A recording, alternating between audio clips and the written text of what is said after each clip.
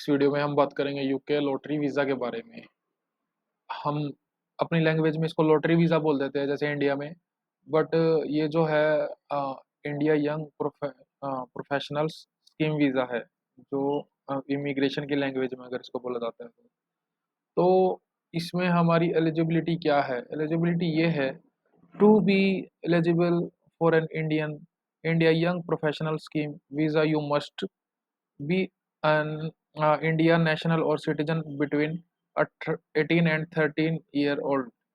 तो आप Indian nationality होनी चाहिए या सिटीजन होनी चाहिए आप यहाँ के, और 18 से 30 मिनिमम एज आपकी 30 ईयर्स होनी चाहिए, सॉरी मिनिमम एज आपकी 18 ईयर्स होनी चाहिए और मैक्सिमम 30 ईयर्स। तो जो 30 ईयर से अबव है वो इस वीज़ा को अप्लाई नहीं कर सकते हैं, और कम से कम भी 18 तो होना चाहिए, जो 18 से कम है वो भी इसको अप्लाई नहीं कर सकता है। Be 18 at least 18 years old on the date you plan to travel to UK. अगर आज आप सपोज करो 17 साल 10 महीने के हो, 11 महीने के हो, और 2 से 3 महीने बाद का आप ट्रैवल डेट लगा रहे हो, तो आप इसको अप्लाई कर सकते हो। वो ये कह रहे हैं कि आप यूके का ट्रैवल का प्लान कर रहे हो तब तक आप 18 साल के हो जानी चाहिए। तो जो 17 साल 8-10 महीने के भी है वो भी इसको अप्लाई कर सकते हैं अगर 3-4 महीने बाद की ट्रैवल डेट लगाते हैं तो। ओके, तो have a qualification at bachelors degree. तो कम से कम भी बैचलर्स डिग्री मतलब bachelor of arts like BA, तो कुछ या फिर इससे अबव का कम से कम एजुकेशन होना चाहिए। तो ऐसा नहीं है कि कोई 8वीं फेल है 10वीं फेल है वो भी इसको फिल कर रहा है, या फिर कोई स्किल्स होनी चाहिए जैसे कि कोई डिप्लोमा है, ये आईटीआई डिप्लोमा वगैरह इस तरीके से, कुछ आपके पास लैंग्वेज वगैरह के कोर्सेज वगैरह है, फंक्शनल स्किल्स है और उसके सर्टिफिकेट्स वगैरह है।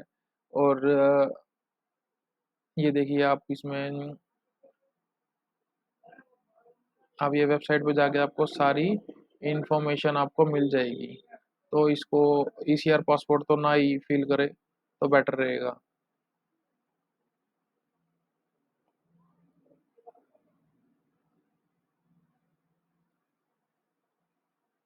ओके, एंड उसके बाद overseas qualification at degree level और अबव, कम से कम कोई डिग्री हो या फिर उसके बराबर हो या उससे ऊपर हो। ओके, क्वालिफिकेशन आप इसमें जाकर चेक कर सकते हैं, रेगुलेटेड क्वालिफिकेशंस फ्रेमवर्क लेवल 6, 7 और 8। उसके बाद यू मस्ट बी एटलीस्ट 25 से 30 in your bank account. 2530 2530 pound के इक्विवेलेंट आपके अकाउंट में पैसा होना चाहिए। सपोज करो अगर 2530 और 116-17 जितने का भी पाउंड है वो आपको कैलकुलेट कर लेना है जब आप वीज़ा अप्लाई करोगे, तो 117 का भी है तो 2,96,000 मतलब 3 लाख रुपए आपके अकाउंट में होने चाहिए।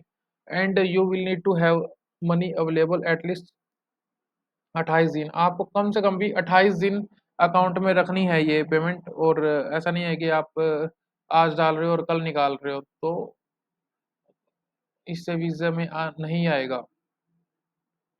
And day 28 must be with in 38 days of applying for this visa. Okay, तो आपको कम से कुल मिला के यार ये है 3 लाख रुपए आपको 1 से 1.5 महीने के बीच में रखने हैं। ऐसा नहीं है कि आप 1-2 दिन के लिए रख रहे हो।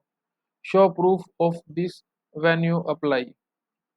आपको इसका प्रूफ देना होगा कि मेरे अकाउंट में इतने दिन से पेमेंट ये रखी हुई है। एंड अभी डॉक्यूमेंट्स हमें क्या क्या देने हैं ये हम देख लेते हैं। बस वही है, 25 बैंक स्टेटमेंट देनी है, और उसके बाद test result if you are living in India and another listed country. देखो, एक तो सबसे पहले आपको अपना पासपोर्ट देना है, ओरिजिनल ओल्ड हो और न्यू दोनों। ओल्ड और न्यू पासपोर्ट आपको दोनों देने हैं जिसमें आपकी नेशनैलिटी मेंशन हो। 2530 पाउंड का आपके बैंक अकाउंट में बैलेंस होना चाहिए, और आपकी क्वालिफिकेशन का एविडेंस लाइक कोई डिग्री डिप्लोमा कुछ भी। और उसके बाद है ये टीबी का टेस्ट। इसका टीबी का टेस्ट करवा के उसकी रिपोर्ट साथ में लगानी होगी, और आपका कोई क्रिमिनल रिकॉर्ड ना हो। तो इसके लिए पुलिस क्लियरेंस सर्टिफिकेट देना होगा आपको।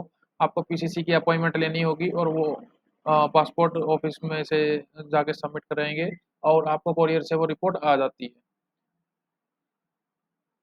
ओके। और तो स्टार्टिंग में यही डॉक्यूमेंट्स चाहिए, और तो इसके बाद आप अपना कर सकते हैं अप्लाई। और अगर किसी को अप्लाई करवाना है तो हमसे भी कांटेक्ट कर सकते हैं। प्लीज़ चैनल को सब्सक्राइब कीजिए। Thank you so much.